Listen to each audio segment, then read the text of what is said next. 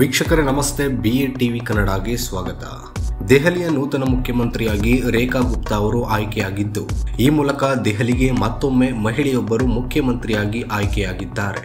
ಸುದೀರ್ಘ ಚರ್ಚೆಯ ನಂತರ ರೇಖಾ ಗುಪ್ತಾ ಅವರನ್ನು ದೆಹಲಿಯ ಮುಖ್ಯಮಂತ್ರಿಯಾಗಿ ಆಯ್ಕೆ ಮಾಡಲಾಗಿದೆ.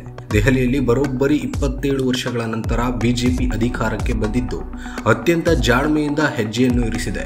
ರೇಖಾ ಗುಪ್ತಾ ಅವರ ಹಿನ್ನೆಲೆ ಏನು ಹಾಗೂ ಅವರು ಯಾರು ಎನ್ನುವ ವಿವರವನ್ನ ಇಲ್ಲಿ ನೋಡ್ತಾ ಹೋಗೋಣ ಬನ್ನಿ. ದೆಹಲಿಯ ಮುಖ್ಯಮಂತ್ರಿ ಆಯ್ಕೆ ವಿಚಾರದಲ್ಲಿ ಬಿಜೆಪಿ ಹೈಕಮಾಂಡ್ ಅಚ್ಚರಿಯ ನಿರ್ಧಾರವನ್ನು ತೆಗೆದುಕೊಂಡಿದೆ.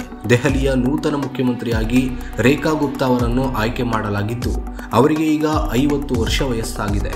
ರೇಖಾ ಪಕ್ಷದ ನಿಷ್ಠಾವಂತ ಕಾರ್ಯಕರ್ತೆಯಾಗಿದ್ದಾರೆ.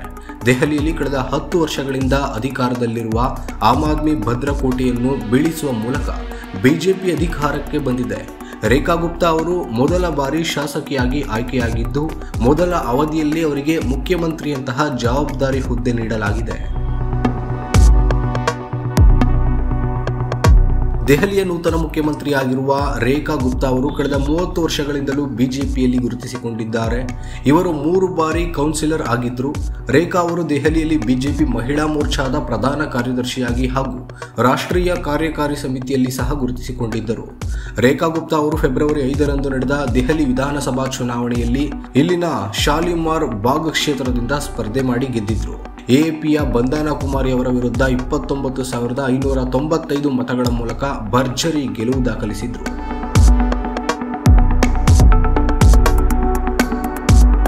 ರೇಖಾ ಅವರು 1992ರಲ್ಲಿ ದೆಹಲಿ ವಿಶ್ವವಿದ್ಯಾಲಯದ ದೌಲತ್ ರಾಮ್ ಕಾಲೇಜಿನಲ್ಲಿ ವಿದ್ಯಾಭ್ಯಾಸ ಮಾಡುವಾಗಲೇ ಅಖಿಲ ಭಾರತೀಯ ವಿದ್ಯಾರ್ಥಿ ಪರಿಷತ್ನ ಮೂಲಕ ರಾಜಕೀಯ ಪಯಣವನ್ನು ಶುರು ಮಾಡಿದ್ರು.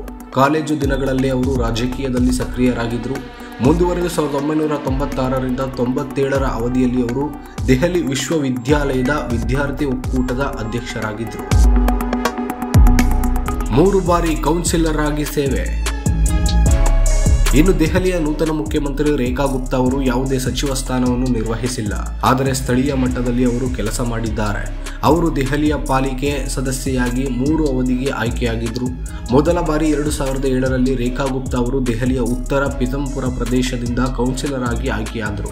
ಕೌನ್ಸಿಲ್ ಆಗಿದ್ದ ಅವಧಿಯಲ್ಲಿ ಅವರು ಜನಪರ ಕಾಳಜಿಯ ಕೆಲಸಗಳನ್ನು ಮಾಡಿ ಸೈ ಎನಿಸಿಕೊಂಡಿದ್ರು. ಉನ್ನತ ಶಿಕ್ಷಣ ವಿದ್ಯಾಭ್ಯಾಸ ಮಾಡಬೇಕು ಎನ್ನುವ ಆಸೆ ಇರುವ ಹಾಗೂ ಆರ್ಥಿಕವಾಗಿ ದುರ್ಬಲವಾಗಿರುವ ಮಹಿಳಾ ವಿದ್ಯಾರ್ಥಿಗಳಿಗೆ ನೆರವು ನೀಡುವ ಉದ್ದೇಶದಿಂದ ಅವರು ಪರಿಚಯಿಸಿದ್ದ ಸುಮೇಧಾ ಯೋಜನೆಗೆ ಭಾರಿ ಮೆಚ್ಚುಗೆ ವ್ಯಕ್ತವಾಗಿತ್ತು. ಇವರು ಹರಿಯಾಣ ಮೂಲದವರು.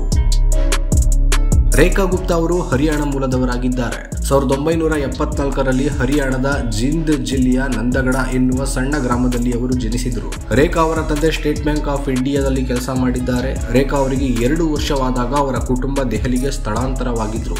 ದೆಹಲಿಯಲ್ಲಿ ಅವರು ತಮ್ಮ ಪ್ರಾಥಮಿಕ ಹಾಗೂ ಉನ್ನತ ಶಿಕ್ಷಣ ಮಾಡಿದ್ದಾರೆ. ಬಿಜೆಪಿಯ ಮಹಿಳಾ ಸಿಎಂ ಆಯ್ಕೆಯ ಲೆಕ್ಕಾಚಾರವೇನು? ಇನ್ನು ದೆಹಲಿಯ ನೂತನ ಮುಖ್ಯಮಂತ್ರಿಯಾಗಿ ರೇಖಾ ಗುಪ್ತಾ ಅವರು ಆಯ್ಕೆ ಆಗ್ತಾ ಇದ್ದಂತೆ ಬಿಜೆಪಿ ಒಂದು ಪ್ಲಾನ್ ಅನ್ನೇ ಇಟ್ಟುಕೊಂಡಂತೆ ಕಾಣ್ತಾ ಇದೆ. ಬಿಜೆಪಿ ಮಹಿಳಾ ಶಾಸಕಿಗೆ ಮಣೆ ಹಾಕಿದ್ದು ಬಿಜೆಪಿ ಹೈಕಮಾಂಡ್ನ ಲೆಕ್ಕಾಚಾರ ಹಲವು ಕಾರಣಗಳಿಗೆ ಅಚ್ಚರಿ ಮೂಡಿಸಿದೆ. ಇನ್ನು ಇದೀಗ ದೆಹಲಿಯಲ್ಲಿ ರೇಖಾ ಗುಪ್ತಾ ಅವರು ಮುಖ್ಯಮಂತ್ರಿಯಾಗಿ ಆಯ್ಕೆಯಾಗುವ ಮೂಲಕ ದೇಶದಲ್ಲಿ 2 ಮಹಿಳಾ ಮುಖ್ಯಮಂತ್ರಿಗಳು ಆಡಳಿತ ನಡೆಸುವಂತೆ ಆಗಿದೆ. ಹೌದು, ಇಲ್ಲಿಯವರೆಗೆ ದೇಶದಲ್ಲಿ ಏಕೈಕ ಮಹಿಳಾ ಮುಖ್ಯಮಂತ್ರಿ ಪಶ್ಚಿಮ ಬಂಗಾಳದಲ್ಲಿ ಇದ್ರು. ಪಶ್ಚಿಮ ಬಂಗಾಳದಲ್ಲಿ ಮಮತಾ ಬ್ಯಾನರ್ಜಿ ಅವರು ಮುಖ್ಯಮಂತ್ರಿಯಾಗಿದ್ದಾರೆ. ಇದೀಗ ದೆಹಲಿಯಲ್ಲಿ ಮಹಿಳಾ ಮುಖ್ಯಮಂತ್ರಿಯನ್ನ ಆಯ್ಕೆ ಮಾಡುವ ಮೂಲಕ ಬಿಜೆಪಿ ಹೊಸ ರಾಜಕೀಯಕ್ಕೆ ಚೆಕ್ಮೇಟ್ ನೀಡಿದಂತಿದೆ. ಅದರ ಕಂಪ್ಲೀಟ್ ಡೀಟೇಲ್ಸ್ ಅನ್ನ ನಾವು ನೋಡೋಣ ಬನ್ನಿ. ದೆಹಲಿಯಲ್ಲಿ ಮೊದಲ ಬಾರಿ ಶಾಸಕಿಯಾಗಿ ಆಯ್ಕೆಯಾಗಿರುವ ರೇಖಾ ಗುಪ್ತಾ ಅವರು ಸಿಎಂ ಆಗಿದ್ದಾರೆ. ಮಹಿಳಾ ಸಿಎಂ ಆಯ್ಕೆಯ ಹಿಂದೆ ಹಲವು ಲೆಕ್ಕಾಚಾರಗಳು ಇವೆ ಎಂದು ಹೇಳಲಾಗ್ತಾ ಇದೆ. ದೆಹಲಿಯಲ್ಲಿ ರೇಖಾ ಗುಪ್ತಾ ಅವರು ಮಹಿಳಾ ಮುಖ್ಯಮಂತ್ರಿಯಾಗಿದ್ದು, ಇದು ಬಿಜೆಪಿಯ ಹೊಸ ಲೆಕ್ಕಾಚಾರ ಎಂದೇ ಹೇಳಲಾಗ್ತಾ ಇದೆ. ಅಲ್ಲದೆ ದೆಹಲಿಯಲ್ಲಿ ಮಹಿಳಾ ಮುಖ್ಯಮಂತ್ರಿಗಳಿಗೆ ದೊಡ್ಡ ಇತಿಹಾಸವೇ ಇದೆ. 27 ವರ್ಷಗಳ ನಂತರ ಇಲ್ಲಿ ಅಧಿಕಾರಕ್ಕೆ ಬಂದಿರುವ ಬಿಜೆಪಿ ಮುಂದಿನ ದಿನಗಳಲ್ಲಿ ಇಲ್ಲಿ ಉತ್ತಮ ಆಡಳಿತವನ್ನ ನೀಡುವ ಮೂಲಕ ದೆಹಲಿಯನ್ನು ಭದ್ರಕೋಟೆ ಮಾಡಿಕೊಡುವ ಲೆಕ್ಕಾಚಾರವೂ ಇದೆ ಎನ್ನಲಾಗ್ತಾ ಇದೆ. ಅಲ್ಲದೆ ಮುಂದಿನ 2 ವರ್ಷದಲ್ಲಿ ಬಿಹಾರ, ಪಶ್ಚಿಮ ಬಂಗಾಳ ಹಾಗೂ ತಮಿಳುನಾಡು ಸೇರಿದಂತೆ ಹಲವು ಪ್ರಮುಖ ರಾಜ್ಯಗಳ ಚುನಾವಣೆ ಎದುರಾಗಲಿದೆ. ಬಿಜೆಪಿ ಇದೀಗ ಮಹಿಳಾ ಮತದಾರರನ್ನ ಸೆಳೆಯುವುದಕ್ಕೆ ಹೊಸ ಹೆಜ್ಜೆಯನ್ನ ಇರಿಸಿದೆ. ಹಲವು ರಾಜ್ಯಗಳ ಚುನಾವಣೆಯಲ್ಲಿ ಮಹಿಳಾ ಮತದಾರರ ಮತ ಸಹ ನಿರ್ಣಾಯಕ ಪಾತ್ರ ವಹಿಸಿದೆ.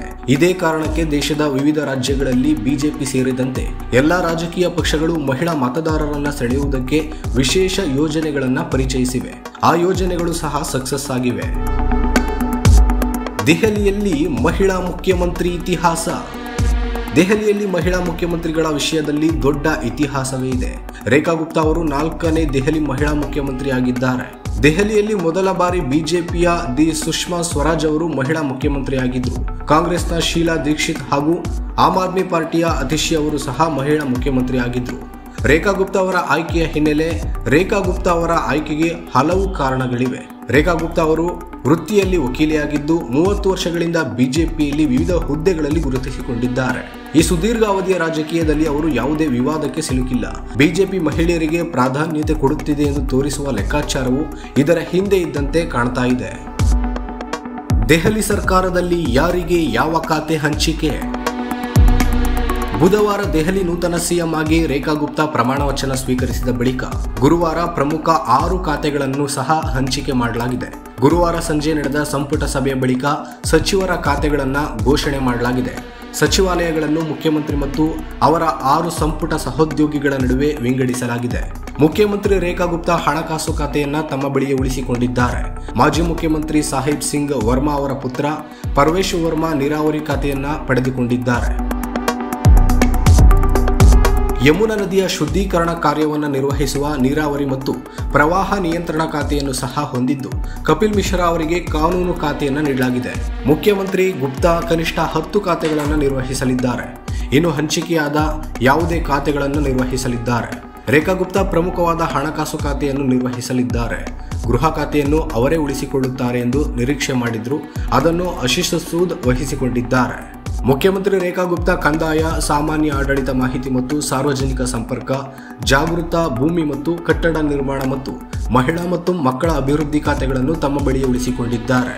ದೆಹಲಿ ಬಿಜೆಪಿ ಅಧ್ಯಕ್ಷರಾಗಿರುವ ಆಶೀಶ್ ಸೂದ್ 2 ದೊಡ್ಡ ಖಾತೆಗಳ ಜವಾಬ್ದಾರಿಯನ್ನು ವಹಿಸಿಕೊಂಡಿದ್ದಾರೆ. ಶಿಕ್ಷಣ ಮತ್ತು ವಿದ್ಯುತ್ ಇಲಾಖೆ ಜವಾಬ್ದಾರಿ ಆಶೀಶ್ ಸೂದ್ ಅವರ ಪಾಲಾಗಿದೆ. ಎಎಪಿ ಸರ್ಕಾರವಿದ್ದಾಗ ಉಚಿತ ಶಿಕ್ಷಣ ಮತ್ತು ಬೃಹತ್ ವಿದ್ಯುತ್ ನೀಡುವ ಮೂಲಕ ಜನಮನ ಗೆದ್ದಿತ್ತು. ಈಗ ಆಶೀಶ್ ಸೂದ್ ಹೇಗೆ ನಿಭಾಯಿಸುತ್ತಾರೆ ಎನ್ನುವುದು ಕುತೂಹಲ ಮೂಡಿಸಿದೆ. ದೆಹಲಿಯ ಬಿಜೆಪಿ ಸಿಖ್ ನಾಯಕನಾಗಿರುವ ಮಂಜಿಂದರ್ ಸಿಂಗ್ ಸಿರ್ಸಾ ಅವರಿಗೆ ಆಹಾರ ಮತ್ತು ಸರಬರಾಜು, ಅರಣ್ಯ ಮತ್ತು ಪರಿಸರ ಹಾಗೂ ಕೈಗಾರಿಕಾ ಖಾತೆಗಳ ಜವಾಬ್ದಾರಿಯನ್ನು ವಹಿಸಲಾಗಿದೆ. ಕೈಗಾರಿಕೆಗಳ ಸಚಿವರಾಗಿ ಅವರು ಯಮುನಾ ಶುದ್ಧೀಕರಣದಲ್ಲಿ ಅವರ ಪಾತ್ರ ಮುಖ್ಯವಾಗಲಿದೆ. ಏಕೆಂದರೆ ಕೈಗಾರಿಕೆಗಳ ತ್ಯಾಜ್ಯವು ನದಿಯ ಮಾಲಿನ್ಯದಲ್ಲಿ ದೊಡ್ಡ ಪಾತ್ರವನ್ನೇ ವಹಿಸುತ್ತದೆ. ಅರವಿಂದ್ ಕೇಜ್ರಿವಾಲ್ ಸರ್ಕಾರದಲ್ಲಿ ಸಚಿವರಾಗಿದ್ದ ಬಳಿಕ ಎಎಪಿಗೆ ರಾಜೀನಾಮೆ ನೀಡಿ ಬಿಜೆಪಿ ಸೇರಿರುವ ಕಪಿಲ್ ಮಿಶ್ರಾಗೆ ಬಿಜೆಪಿ ಸರ್ಕಾರದಲ್ಲಿ ಸಚಿವ ಸ್ಥಾನ ಸಿಕ್ಕಿದೆ. ಕಾನೂನು ಮತ್ತು ನ್ಯಾಯ ಇಲಾಖೆಯ ಜೊತೆಗೆ ಅವರು ಕಾರ್ಮಿಕ, ಕಲೆ ಮತ್ತು ಸಂಸ್ಕೃತಿ, ಭಾಷೆ ಮತ್ತು ಪ್ರವಾಸೋದ್ಯಮ ಖಾತೆಗಳನ್ನು ನಿರ್ವಹಿಸಲಿದ್ದಾರೆ.